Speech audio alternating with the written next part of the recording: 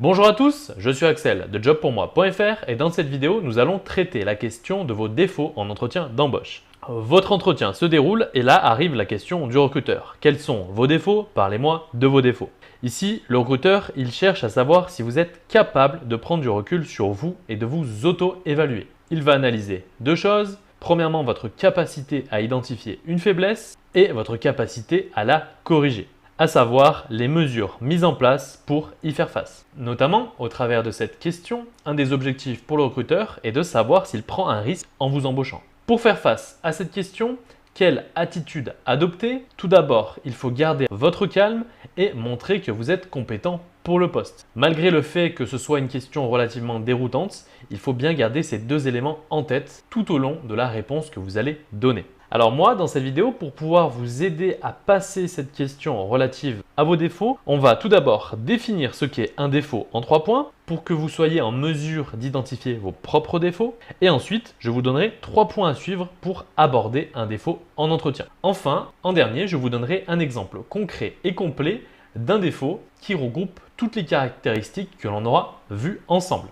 Mais tout d'abord, si vous souhaitez recevoir des conseils pour votre recherche d'emploi, des astuces pour décrocher plus d'entretiens ainsi qu'une liste de compétences à mentionner dans votre CV, il y a un lien dans la description, vous n'avez qu'à cliquer, saisir votre email et vous recevrez tout ce contenu gratuitement par email. Et pour ceux qui veulent aller plus loin, il y a des formations complètes pour trouver un emploi. Première étape, qu'est-ce qu'un défaut? Premièrement, ce n'est pas un trait de personnalité. C'est-à-dire qu'un défaut, lui, peut être amélioré alors qu'un trait de personnalité fait partie de votre nature profonde. Et il est très compliqué de changer sa nature profonde et le recruteur le sait. Exemple, dire seulement « j'ai tendance à m'isoler », cela signifie pour le recruteur que vous êtes de nature insociable et ce, en toute situation. Dans ce cas-là, le recruteur, finalement, il comprend que cela fait partie de votre personnalité et que vous ne pourrez donc jamais le changer. Donc, il faut absolument éviter de tomber dans le piège de citer comme défaut un trait de personnalité, c'est-à-dire en lançant une phrase sans le mettre dans un contexte. Comme on l'a vu, j'ai tendance à m'isoler. Point.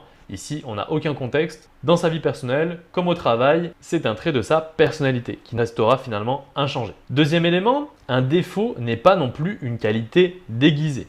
Exemple, je suis trop perfectionniste, je suis trop travailleur. De toute façon, lorsque vous allez employer un superlatif avec une qualité, on est totalement dans ce cas-là, c'est-à-dire le cas d'une qualité déguisée. De plus, dans ce cas-là, ce sera perçu comme de la fausse modestie par le recruteur et non comme un réel défaut. Pour lui, ce ne sera rien d'autre qu'une manière détournée de répondre à la question. Et lui, finalement, son ressenti, ce sera le manque d'honnêteté de votre part. Troisième point, un défaut doit être impérativement associé à un contexte. En effet, pour évoquer un défaut en entretien d'embauche, l'idée c'est de le contextualiser, c'est-à-dire d'associer votre défaut à une situation précise. Celui-ci ne doit apparaître que dans cette situation et il ne doit en aucun cas être omniprésent. Donc votre défaut ne doit apparaître que dans certains contextes et non de manière générale. Exemple d'un défaut associé à un contexte, lorsque mon responsable me confie une mission spécifique, il m'arrive d'être impatient, car j'ai hâte de connaître le résultat final et de réussir au plus vite. Je n'aime pas rester bloqué.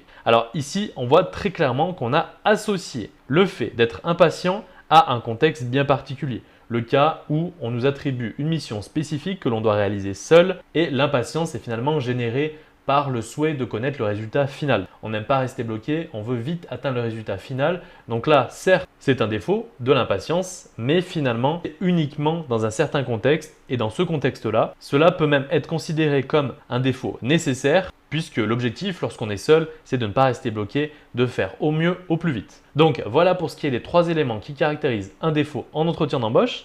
Maintenant, nous allons voir les 3 points à suivre pour parler d'un défaut. Premier point, il faut être capable d'identifier votre défaut. Cela implique une prise de recul de votre part, une réflexion en amont pour trouver le mot approprié pour pouvoir nommer votre défaut. Cela vous évitera 2 choses, à la fois de vous décomposer face à cette question avec une longue hésitation, mais aussi cela vous évitera de faire finalement le choix d'un défaut inapproprié pour le poste, c'est-à-dire le choix d'un défaut qui pourrait être rédhibitoire pour le poste visé. Donc là, l'idée, c'est vraiment de prendre du recul et de faire une réelle prise de conscience sur vos défauts pour pouvoir ensuite clairement les identifier et parmi tous les défauts identifiés, ne conserver que les défauts qui ne vont pas venir entraver votre candidature car il s'agirait de défauts qui sont finalement éliminatoire pour le poste visé. Si vous êtes impatient pour terminer une mission confiée comme on l'a vu précédemment, dans le cas où vous êtes par exemple chef de projet, cela n'est pas un défaut éliminatoire. Par contre, maintenant, si vous êtes impatient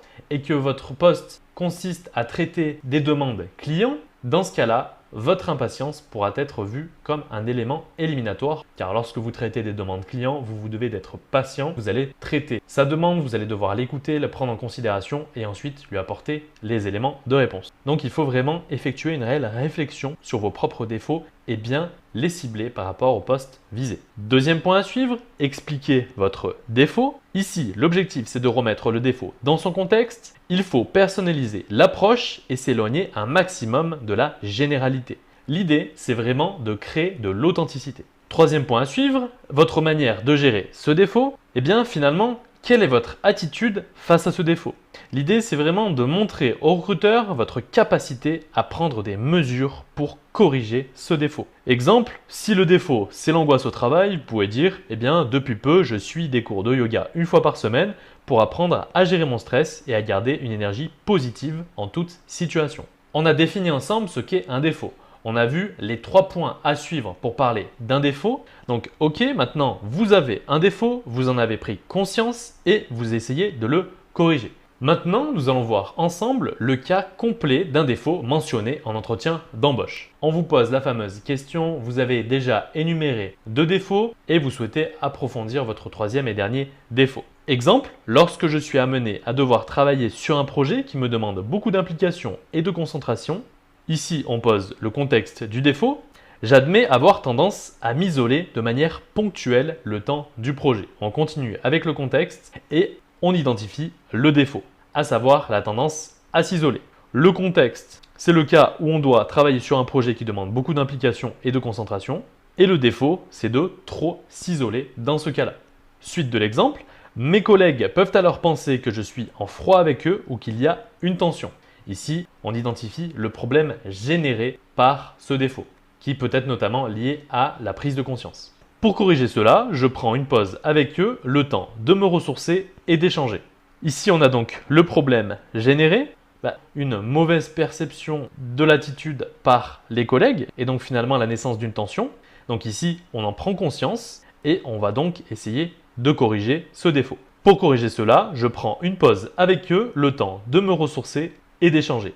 Ici, on a la solution apportée. Et enfin, suite de l'exemple, après la solution apportée, cela me permet et de faire un break et de conserver un bon relationnel même durant ces périodes-là. On clôt l'exemple sur le résultat obtenu.